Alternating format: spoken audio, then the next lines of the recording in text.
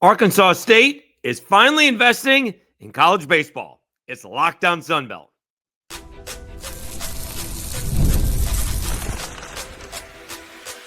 You are Locked On Sunbelt, your daily podcast on the Sunbelt Conference, part of the Locked On Podcast Network, your team every day.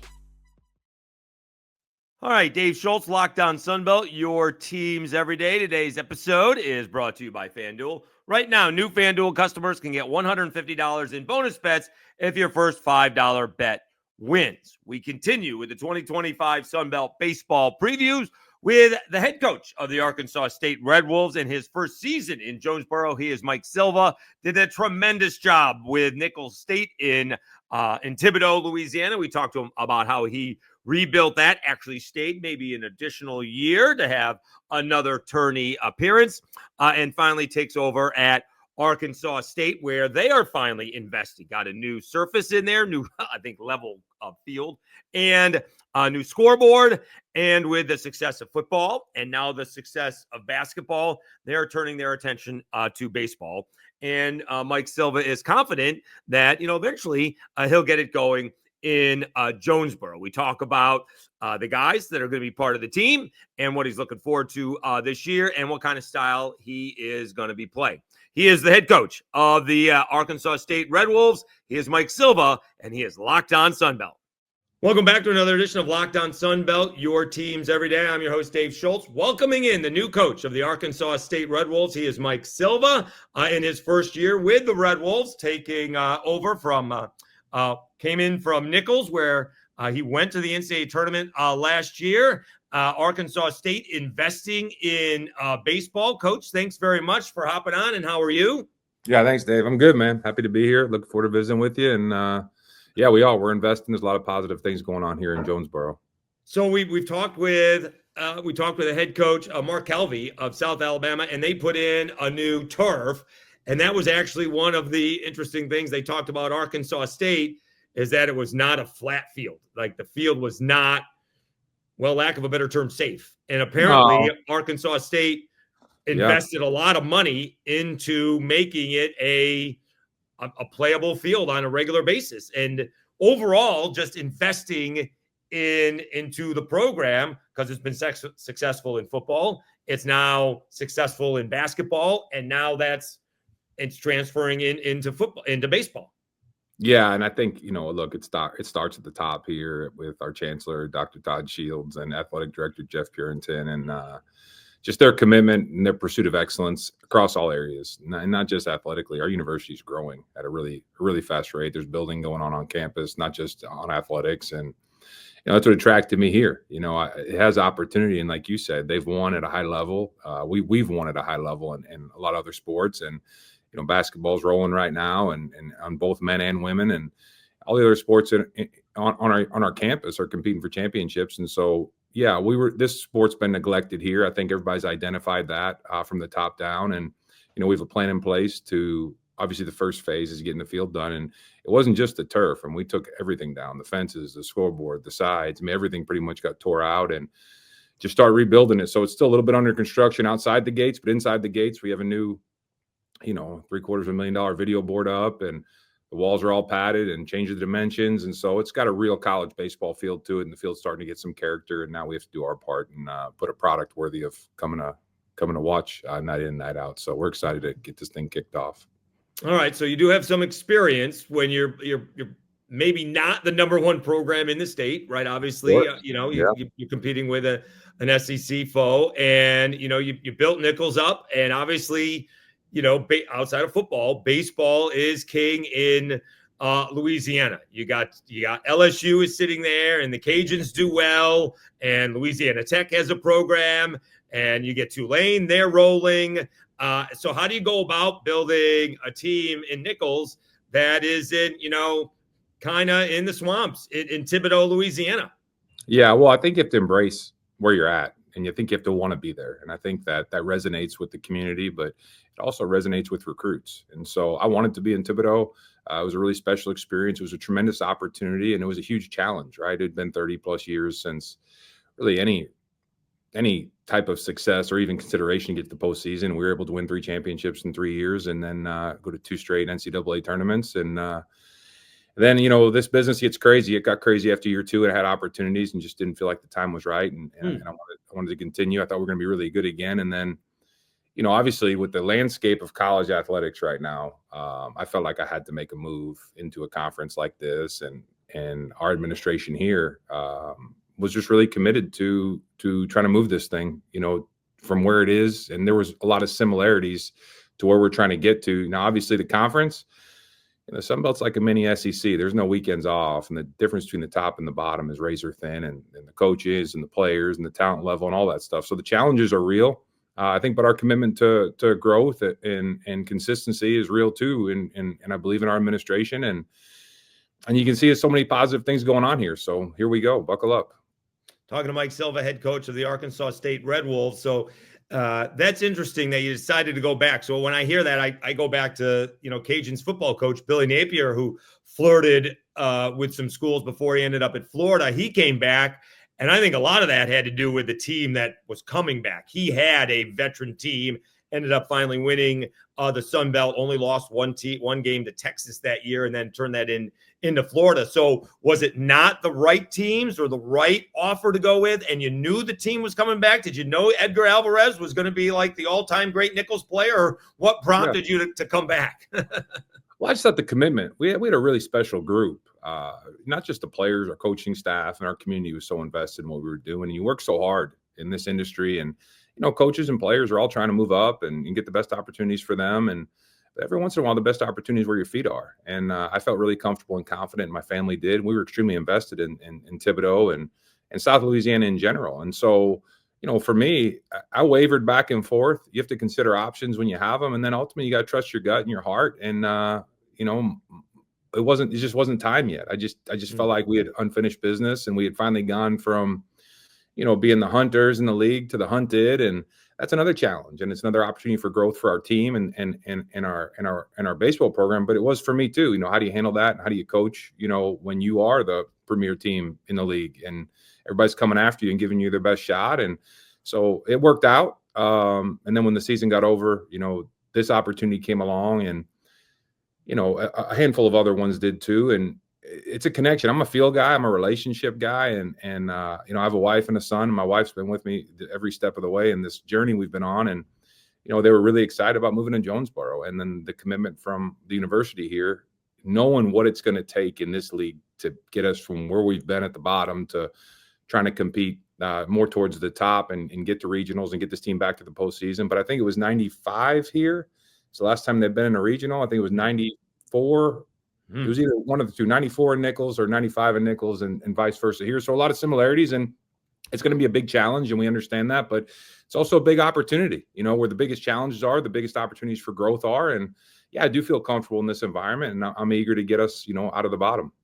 All right. So before we do move on to Arkansas State again, going back to Nicholls, what's it like when you're coaching an Edgar Alvarez and having that player of the year, not only offensively, but, kind of Gold Glove defensive player as well? How do you keep him on the right track? And then baseball is such a mental sport. How do you stay out of the way? Yeah, well, that was a 3-year process, right? And so everybody, sees the All-America campaign, the Gold Gloves, and that young man showed up to work every day for 3 years. And there was a lot of growth physically and mentally. We had to work on his body and his mind at the same time. And it kind of all sunk up last year. And so he had some professional interest and opportunities the year before. And look, he had the confidence to trust the process and come back, and he got rewarded for it. And so, relationships are so important, and never more important than they are now with the constant change of scenery from players from school to school. And so I was really confident our kids were invested and bought into what we were doing.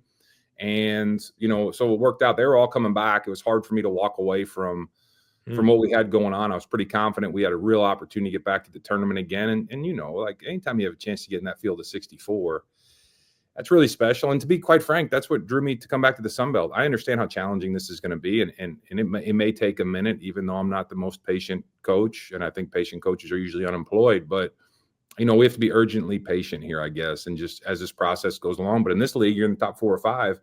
You don't necessarily have to win the tournament. You can get in that large bid, and you can make a postseason run. And so all that stuff kind of factored in. And it's a great look. Jonesboro is a great place to live. And I don't know if there's ever been a better time to be a part of Arkansas State athletics. And so I'm fired up to be here.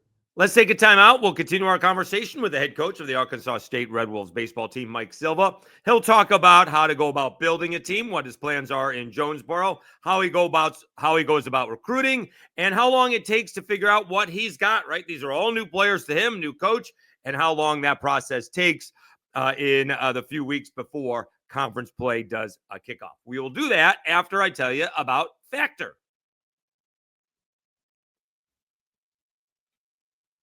Looking to optimize your nutrition this year? Factor makes eating well easy with chef-prepared, dietitian-approved meals that are fresh, never frozen, and ready to heat and eat in just 2 minutes.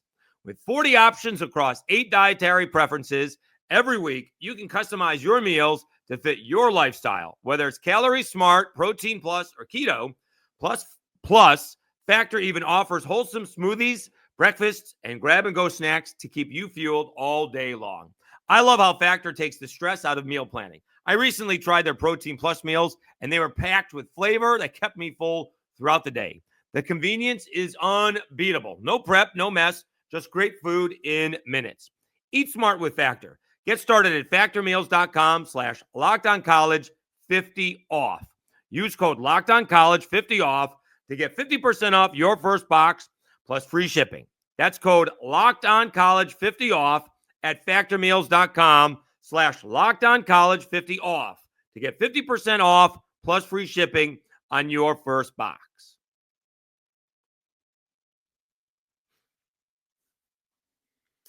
All right, Dave Schultz, Lockdown Sunbelt, your teams every day. Let's continue our conversation with the head coach of the Arkansas State Red Wolves on how he tries to put a team together. He's Mike Silva, head coach of the Arkansas State Red Wolves in his first year. All right, so you move into the Sun Belt, and like you said, that's why I like Sun Belt baseball and softball, for that fact of the matter. It doesn't come down to one weekend, right? You get a sprained ankle on the last regular season game, and your whole season is ruined because you lose the tournament. You don't have to win in that last weekend. Obviously helps. You don't have to worry about getting in at large berth. All right. So how do you go about building a program? How do you build those relationships to get players to come in? Well, and is it easier? Is it easier now to do it quicker? And obviously expectations are that you can build one a little bit quicker. Yeah, I think expectations are expectations. And I think if anybody puts higher expectations on yourself than you do, you're probably not going to succeed for long, especially in this current state of how things are operating in college sports and significantly in college baseball. But no, I think you do the same thing you did before. When we got the Nicholls, I remember standing on the field and, the night before really evaluating who the best teams, what do they look like, how do they operate, what makes them so successful and so consistent. Because I think if you look at this league, it usually is the same cast of characters that are at the top of this league competing to go to the NCAA tournaments, and a lot of teams competing to host. And so I think you start there. You start at the dog pile and you look at what championship level programs look like in your league. And then you have to convince yourself first. You have to identify, look, where I'm going, is this realistic? And it doesn't really matter what everybody else thinks, because if you can convince yourself, then I think you're going to have, a tremendous opportunity to convince young men who are looking at your school to come there. And if you don't, and you're kind of dipping your big toe in the water and you're not jumping in head first, kids are going to be able to see that and feel that. And so when we got here, it was like drinking water out of a fire hydrant, because, I think we had 14 returners, and we brought in 31 or so to start the fall. And you were, even staff wise, I think there was like 3 times in the first 2 months that we're all in the same room. It was a lot of, conversations like this over video chats and conference calls, and everybody spread over the country. And then we have the facility going at the same time. That's a full-time job in itself, trying to make sure we get that right. And so it's been fun, but it has been crazy. And I think anybody that is in this business right now knows that's just kind of how this thing's operating right now. So you better buckle up. So it sounds like you may not actually have catch your breath maybe until July 4th this year. Is that what we're talking about? Yeah, 100%. I don't think you really, I don't think you ever catch your breath now. And I don't know. You said you talked to Calvi, and Mark could tell you he's been doing it longer than I have, and he's been extremely successful. But in this state of things, we're getting ready to kick off the season. And each week, I'm sure everybody visits and looks at their board, recruiting and returners and draft risks and all that stuff. And then you have to take a deep breath and say, okay, like, you're basically recruiting your own players every single day. And then you're going out and trying to add. And then as the season progresses, you're trying to figure out where you're deficient and what upgrades you need to make to compete consistently day in and day out in our league, which, as you know, our league is unbelievable. I mean, it really is. The baseball, the coaches, the facilities, the environments you play in. And that's the other part here, trying to build that. We have to create an environment that is worthy of our league, and from a fan's perspective and from a recruit's perspective. And so it's just constantly building. So I don't think you really settle until you get, I'd say sometime in end of June, that first full year, you get a chance to really evaluate what the last 12 months look like. But really for me, I break it up into quarters. So every 4 months, try to evaluate where we were when we got here. Are we growing in the right direction? Are we making progress? And then what do we really need to address and what's important over the next quarter? Do you go out?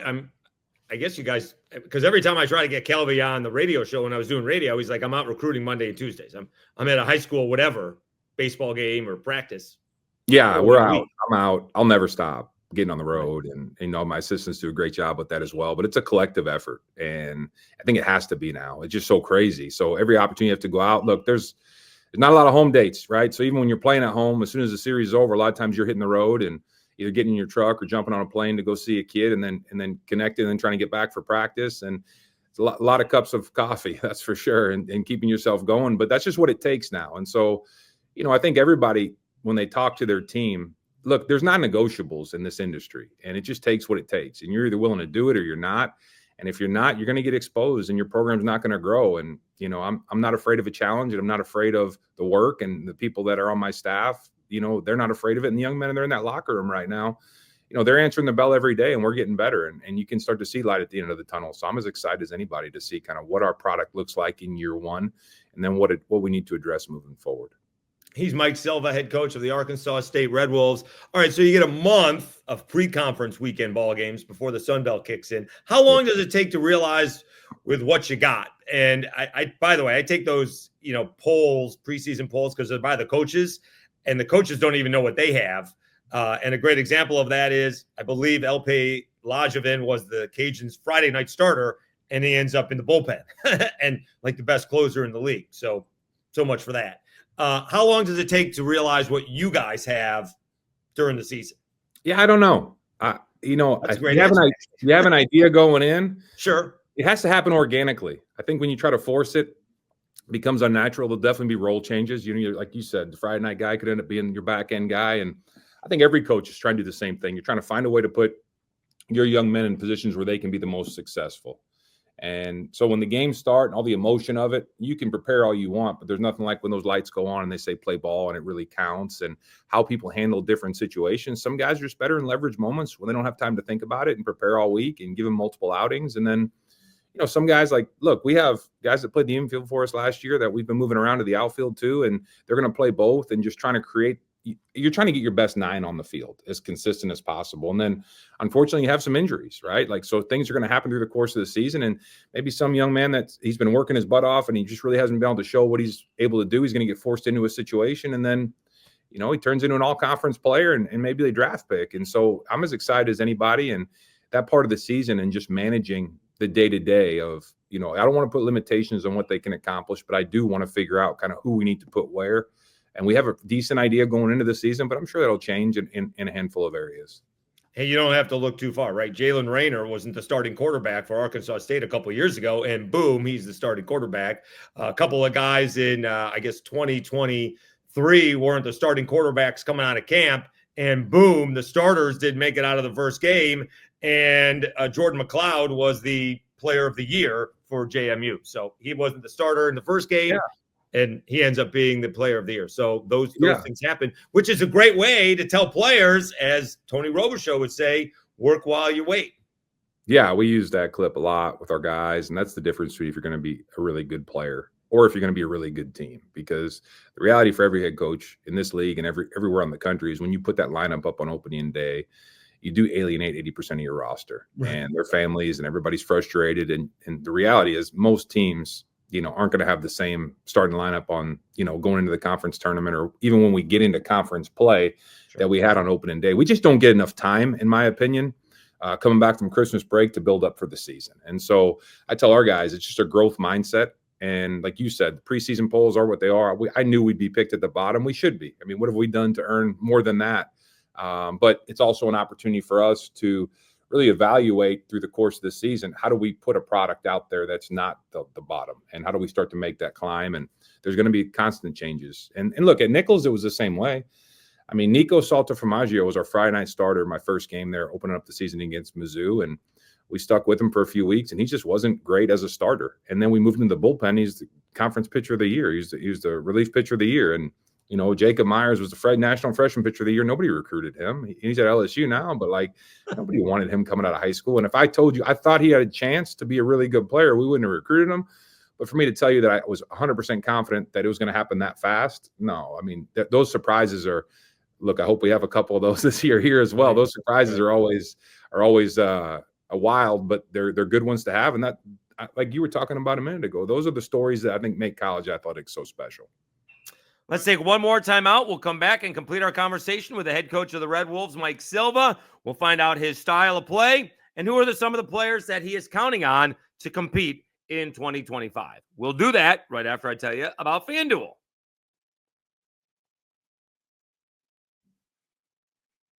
When the game tips off, the NBA action is just getting started, and there's no better place to get in on it than FanDuel, America's #1 sportsbook.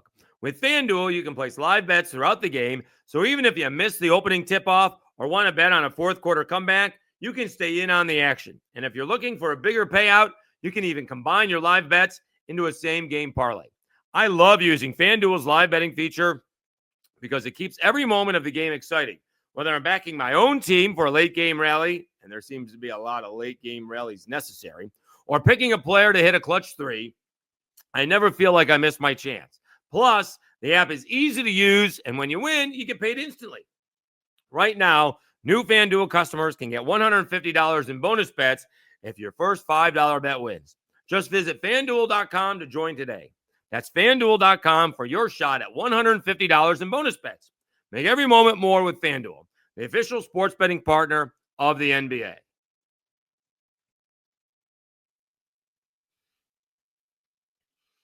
All right, Dave Schultz, Lockdown Sunbelt, your teams every day. Let's wrap up our conversation with the head coach of the Arkansas State Red Wolves baseball team, Mike Silva. What kind of style of play is he going to bring to Jonesboro? And what players is he expecting big-time contributions in 2025?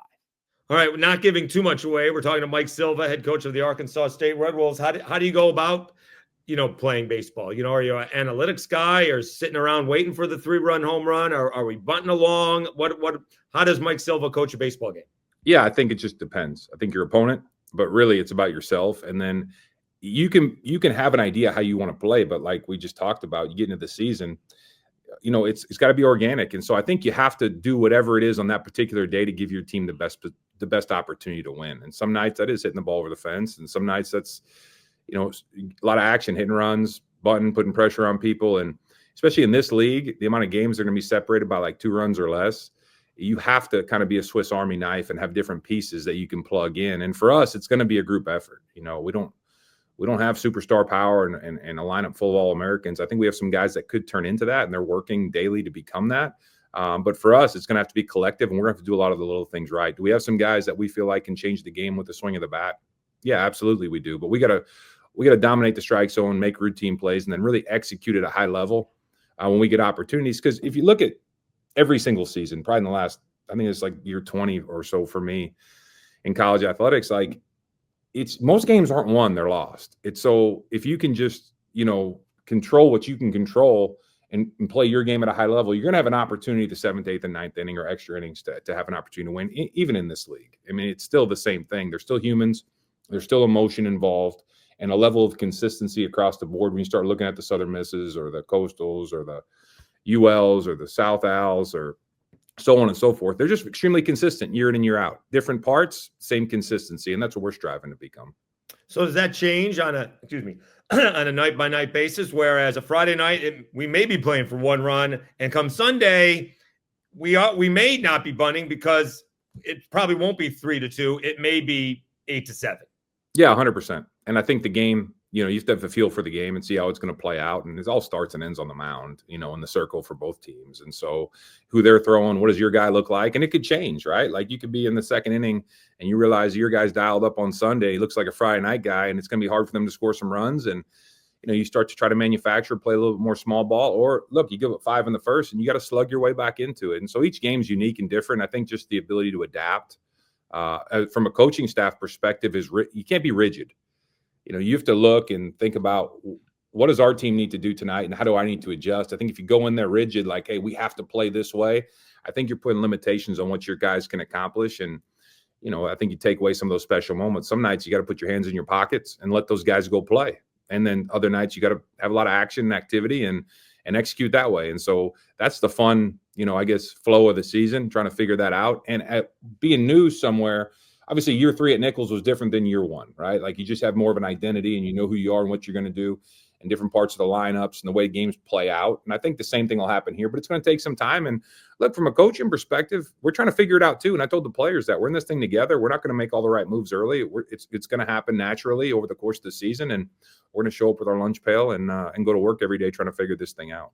All right, a few more minutes here with Mike Silva, head coach of the Arkansas State Red Wolves. Locked on Sunbelt, your teams every day.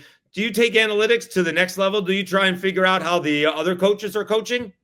Yeah, I use analytics, but I use them a little bit more, getting our guys prepared for what they're going to see, what they're going to face, and how we're going to be attacked. But then ultimately just using them to figure out what do our guys do at a high level? How do we put them in a better position to be successful? I think scouting obviously is at a different level now with technology, and we have every piece of software and cameras and all that stuff that everybody has. And it can be overwhelming sometimes, and you get so caught up in what other people are trying to do. And I've always been a big believer in let's use those numbers and the access to information to make our guys the best they can be and give them some adaptations where they can have adjustability based on what opponent we're playing. So I'd be lying if I said we don't utilize them. But I mean, my God, through the course of a week, you're sitting there staring at video and you almost have too much numbers. So really building a platform and building a system that condenses it down.